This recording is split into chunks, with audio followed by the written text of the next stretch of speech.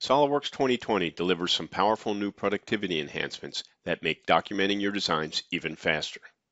On a drawing, changing the sheet scale is easily accessible from the status bar, but now in SOLIDWORKS 2020, the list of available drawing scales is customizable.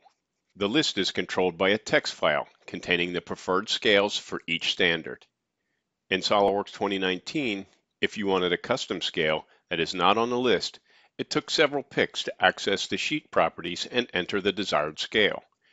In SOLIDWORKS 2020, it gets even easier. Now you can enter a custom scale with just 2 clicks. Key in the scale and hit enter. It doesn't get any easier than that. When creating a detail view, SOLIDWORKS always doubles the scale of the originating view. Now, changing a specific view scale from the Property Manager is now directly accessible, requiring fewer picks than in SOLIDWORKS 2019.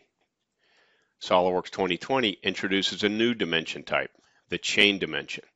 Similar to the baseline dimension, you select the start and continue to add dimensions between items of interest, and SOLIDWORKS chains together a stack of dimensions. An overall dimension can be added to define the complete stack. If dimensions are deleted from the chain, the other dimensions adjust, including the overall dimension.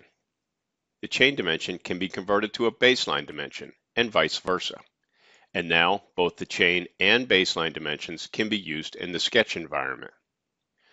Alternate position views are a great way to depict motion of an assembly on a drawing, but previously it was limited to assembly models. Now, in SOLIDWORKS 2020, alternate position views can be created from part models as well. This is useful when you have one part that is made from another, such as a cast and machine part like this pump housing. These drawing enhancements are just a few ways that SOLIDWORKS 2020 can improve day-to-day productivity and help document your designs faster.